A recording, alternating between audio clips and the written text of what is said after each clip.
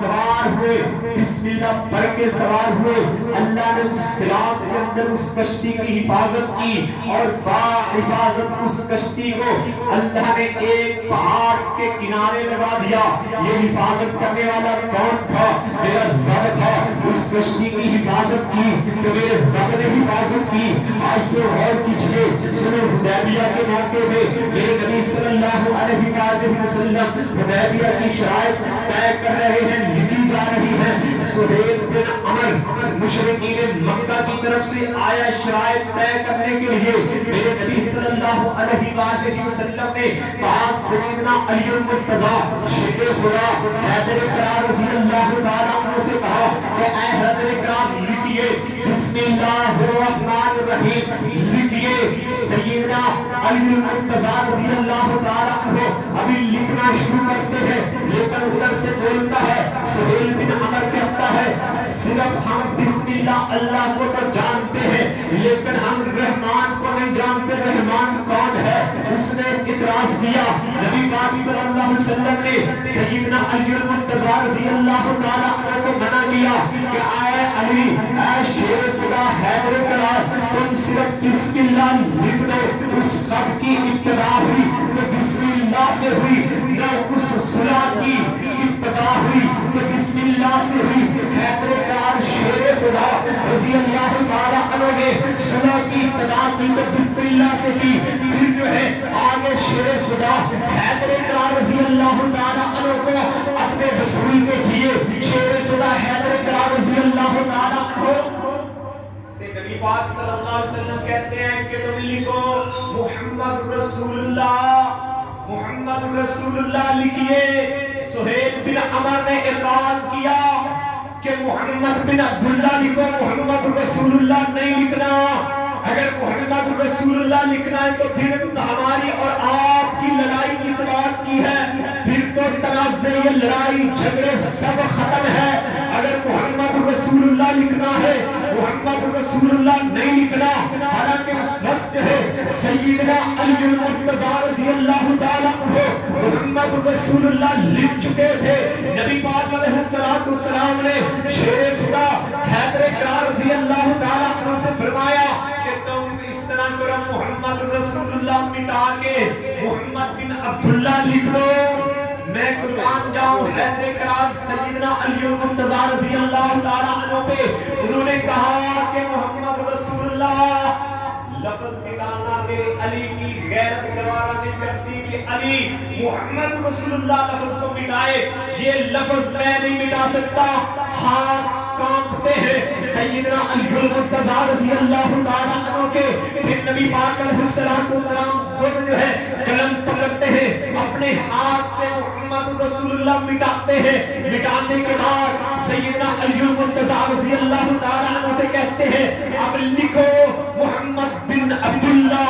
صلح حدیبیہ کا آغاز ہوا، لکھنے کے وقت ہے بسم اللہ سے ابتدا ہوئی، اور اسی طرح جو ہے میرے نبی علیہ السلام نے شام کے بادشاہ ہرقل کی طرف خط لکھا تو نبی صلی اللہ علیہ وسلم نے اس خط کی بھی ابتدا بسم اللہ سے کی۔ اور اسی طرح جو ہے فارس اور کیسر و کسریٰ کی طرف نبی پاک صلی اللہ علیہ وسلم نے خط لکھا تو نبی پاک صلی اللہ علیہ وسلم نے اس خط کی ابتدا بھی بسم اللہ سے کی۔ آئیے بسم اللہ کے فوائد کیا ہے؟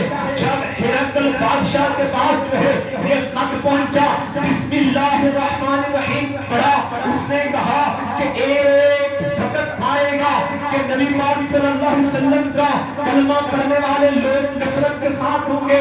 اور اس وقت ہرقل بادشاہ نے کہا کہ اگر محمد رسول اللہ میرے قریب ہوتے تو میں ان کے پاؤں دھوتا۔ وہ ابھی مسلمان نہیں ہوا، اس نے اسلام کی فیور کی، اس نے اسلام کے ساتھ ہمدردیاں پیش کی، لیکن انہیں ایام کے اندر ابو سفیان جو سب سے بڑا اسلام کا دشمن تھا، وہ بھی تجارتی قافلہ لے کے شام کے اندر گیا ہوا تھا۔ ہرقل نے اس تجارتی قافلے کو بلایا اپنے دربار کے اندر، بادشاہ نے اس کو پیش کر لیا، بلوایا، طلب کر لیا، وہ قافلہ پیش کیا گیا۔ ہرقل نے دربار کے اندر ہرقل نے اسلام کے سب سے بڑے دشمن ابو سفیان سے پوچھا کہ تمہارا اس کے بارے میں کیا خیال ہے جو نبی ہونے کا دعویٰ کرتا ہے؟ مدینے کے اندر، مکے کے اندر جس نے نبی ہونے کا دعویٰ کیا، آئیے غور کیجئے، انہوں نے کہا کہ ہم نے ان کے ساتھ لڑائی بھی کی ہے، کبھی وہ غالب کبھی ہم غالب، لیکن ان کا کلمہ پڑھنے والے بہت زیادہ ہوتے جا رہے ہیں، کثرت کے ساتھ کلمہ پڑھنے والے زیادہ ہو رہے ہیں۔ پھر عقل نے یہ بھی پوچھا، کیا جس نے کلمہ پڑھا، کبھی وہ جس نے کلمہ پڑھا، کلمہ پڑھنے کے بعد وہ کوئی اس کا ماننے والا مرتد بھی ہوا ہے؟ کبھی جس نے کلمہ پڑھا اس نے اسلام کو کلمہ پڑھنے کے بعد، اسلام قبول کرنے کے بعد چھوڑا ہے؟ کہا کہ نہیں، جس نے کلمہ پڑھ لیا وہ مٹنے کے لیے تیار ہے، اسلام کی سربلندی کے لیے جان دینے کے لیے تیار ہے، لیکن کلمہ چھوڑنے کے لیے تیار نہیں ہے۔ آئیے محترم بھائیو، غور کیجیے، میرے نبی صلی اللہ علیہ وسلم نے بسم اللہ کے فوائد بیان کیے ہیں۔ آئیے سہیل رضی اللہ تعالیٰ عنہ بیان کرتے ہیں، بنی اسرائیل کی روایت ہے، اس کے اندر جو ہے ایک راہب تھا اور اسی طرح ایک جادوگر تھا۔ جادوگر کے پاس ایک لڑکا جو ہے جادو سیکھنے کی غرض سے جایا کرتا تھا۔ راستے کے اندر راہب تھا، عبادت گزار مسلمان بندہ تھا جو اللہ کی عبادت کرنے والا تھا۔ وہ لڑکا جادو سیکھنے کی غرض سے جادوگر کے پاس جایا کرتا تھا، لیکن راستے میں راہب تھا، اس کے پاس بھی کچھ وقت دیا کرتا تھا۔ آئیے غور کیجئے، وہ لڑکا کچھ وقت راہب کو دیتا، کچھ جادوگر کو دیتا، اسی طرح روزانہ کی روٹین پہ جب کبھی جادوگر پوچھتا کہ تو لیٹ کیوں آیا، وہ کہتا کہ میرے گھر والوں نے مجھے لیٹ کروا دیا، دیر کروا دی۔ اگر ہے وہ گھر والے پوچھتے کہ تو لیٹ کیوں آیا، وہ لڑکا کہتا کہ مجھے جادوگر نے لیٹ بھیجا ہے، لیکن وہ درمیان میں راہب کو ٹائم دیا کرتا تھا۔ آئیے غور کیجئے، ایک دن جو ہے وہ لڑکا جادوگر کے پاس جا رہا تھا، راستے کے اندر ایک موذی چیز تھی، راستہ روکا ہوا تھا، لوگ پریشان تھے، لوگ کوئی بھی اس بیماری، اس جو ہے بڑی بیماری، اس بڑی جو ہے موذی جانور کے پاس قریب آنے کے لیے کوئی بھی تیار نہیں تھا۔ اس لڑکے نے بسم اللہ پڑھ کے پتھر مارا، وہ موذی جو ہے جانور جو تھا وہ موقع پہ مر گیا، ان لوگوں کا راستہ کھل گیا اور